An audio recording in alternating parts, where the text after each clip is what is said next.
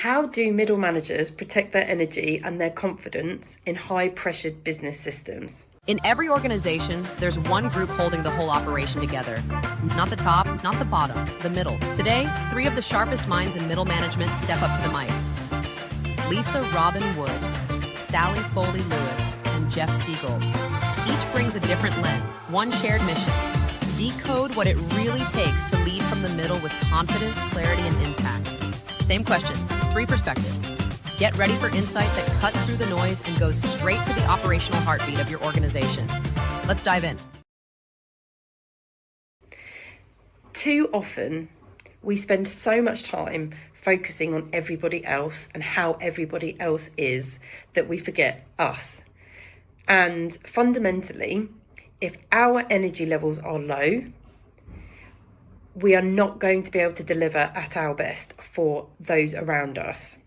We have to maintain our energy levels to be the best we can be for everybody else and to ultimately aid them with theirs. So it has to be always a balance, focusing on us as well as those around us. So I think the first thing to always recognise in any leadership role, but this is so true for the middle, is that you are not on your own. You have a team. Use them. That is why they are there. That is why they've been employed. They are there to share their skills, to add value. That's what they want to do. So I think really truly lean into delegation and including your team in decisions and raising their accountability and supporting them to grow and deliver. Also, you have a peer group and your peer group is your team too. You are a team of leaders. So really utilise those relationships, strengthen those relationships and the bonds, and use them as an opportunity to share best practice with one another, but also to build up confidence in your relationships, to be able to trust those people and utilise them as sounding boards to share the load. We all need that ability to rant and to offload. So that is a really core group of people to establish. I think the second thing is be really ruthless about your focus and your boundaries. Get focused, get prioritised, and establish the way you want to work, knowing that that is the way that is going to support you to be at your best. So that then is about being comfortable and confident to say no to things. You know, when you've got the clarity of what's the most important to be delivered, the priorities, and you know the way in which you want to work and you've set the standard, both with your team and those around you, so they understand that, it is much easier for you to be able to say no to things and no in a comfortable, confident way. No is not always negative. Yes is not always the right thing to say. And then I think the last thing is to really focus on what is the impact you want to be having. You know, I think too often we measure worth by keeping everybody happy and by delivering volume. But actually, I think that can ultimately lead to emotional exhaustion and a lot of self-doubt. So I think really anchor yourself in your impact. So clear on the value you bring, the decisions that you influence, and the people that you develop. So confidence grows, I think, when purpose is very clear, and when you're fully connected to that and how you can fulfill it, even when the pressure grows. Because when things become more pressured, they become more confusing. But if you're really anchored in yourself and what's important to you, where you add the most value, what your priority is, that won't unsettle you as much. That won't derail you. First and foremost, let's call it what it is. The middle is intense. You're translating strategy from the top, absorbing the pressure from above, and you're supporting performance below and trying to look calm while doing it. That's a pressure sandwich. So protection isn't really optional. It's actually strategic. And I just want to give it maybe a slightly different way of looking at it. And that is to stop trying to be the shock absorber for the entire organization. You know, your job is not to absorb the pressure. Your job is actually to manage the flow of it. And I think that starts with clarity over chaos. And maybe asking yourself these 3 questions every single week. What actually moves the needle? What is noise dressed up as urgency? And where am I over functioning for others? High pressure systems create artificial urgency, and not everything deserves your attention or adrenaline. So, second thing, maybe protect your decision energy. Decision fatigue is real. I wear red and blue for that reason. Yes, they're my favorite colors, but it is about decision fatigue management. Research from the American Medical Association shows decision quality declines as mental fatigue increases. So reduce trivial decisions, standardize where you can, delegate where you should. Learn to delegate if you don't know how, and reserve your cognitive bandwidth for the calls that truly matter. And then thirdly, focus on building your confidence evidence. And what I mean by that is, pressure can erode your confidence when you only focus on what's unfinished or undone or incomplete or maybe hasn't worked.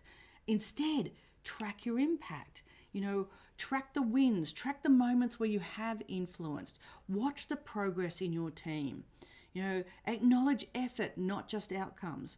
And when pressure rises, your brain will automatically default to the threat. So you need data that proves your competence, because that gives you confidence. It gives you certainty.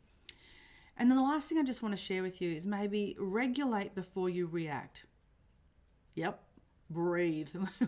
High pressure environments trigger fight, flight, and freeze. And so our leadership requires us to be responsive rather than reactionary. So those pauses that we can put into breathe and regulate our emotions before we have to maybe do some damage control later. Energy is not about spa days. But let's face it, spa days are good. It's not about spa days and green smoothies. It's actually about boundaries and focus and emotional regulation. And confidence is not about ego. It's about clarity. And when you can control, when you get that sense of control and you can filter out what you can't control, and when you can anchor in your impact, the pressure that becomes something that you manage, not something that manages you. And one last thing I want to share with you. I actually have this hanging above my computer. Now, if you've flown on a plane, you know what this is and you know the message. You have to put your oxygen mask on first before you help anyone else. Great metaphor, great message. I was so excited to see Sally's oxygen mask in her clip, because I use that metaphor all the time with people. I always say to people, you have to put your oxygen mask on first before you can try and help the team and so forth. You have to support yourself. You have to make sure that you are doing the things that you need to do so that you don't burn out. Because if you burn out, then your team has no hope to get through the situation or the challenges or the issues. But I think the other thing that's really important, and I'm going to pick up on something that both Lisa and Sally hinted at, was it's really important to make sure that you are clear on your role as a middle leader. Because if you believe your role is to do everything, to dive in and make sure everything gets done and whatever perfectly, you will burn yourself out. You will run out of energy. You will run out of, the ability to just stay on top of everything. You can't do what I call marionetting of all the work, because at some point you will run out of hands and you won't be able to manage all the pieces anymore, because you will just run, there's not enough time, there's not enough mental energy and so forth. So you have to really, really understand what your role is. And your role as a middle leader, I always like to say, is to create the conditions where you can trust your team to function at a high level, even if you aren't there. Now, what does this mean? What this means is you have to move away from this idea that you have to be doing and involved in everything and making sure that every piece of every I is dotted and every T is crossed, whatever. And you need to shift your focus to training people to do that work, to preparing them for the situations that might come up, to making sure that processes allow them to get their work done without creating errors. that you have the right people in the right roles, that people understand why it is that they're doing what they're doing. All of those things that, making sure people understand purpose, making sure you're the right people in the right place, making sure that the right processes are in place, and making sure that your team is trained to do the things, prepared to do the things they're being asked to do. That's your job. Their job is to do the work. Your job is to make sure all those conditions are set. And if you focus your energy on that, as opposed to getting all the work done, you will eliminate a tremendous burden that you have placed on yourself, where you're trying to essentially do all the work through other people rather than trying to enable them to do the work and support the team. So that's my take on this, is that what I see that tends to burn people out in the middle is that they don't understand the nature of their role, and they are trying to still do the role that they used to have through other people. But now you're a leader, and you have to give up some of the actual doing and start really taking on that role of leader. You've just heard from 3 leaders who have dedicated their careers to strengthening the heartbeat of every organization, the middle. From Cape Town, Robyn Wood is the middle manager coach. Her own leap into senior middle management sparked the confidence crisis that transformed her life and career. Today, she helps managers rebuild their confidence, sharpen their self-awareness, and thrive through GRIP Coaching's practical, high-impact development programs. Sally Foley-Lewis has spent over 20 years in the trenches and the boardroom, working with more than 20,000 managers across industries and continents. She's a global award-winning speaker, author, and educator who equips managers to be confident, capable, and courageous, and delivers the tools that lift performance fast.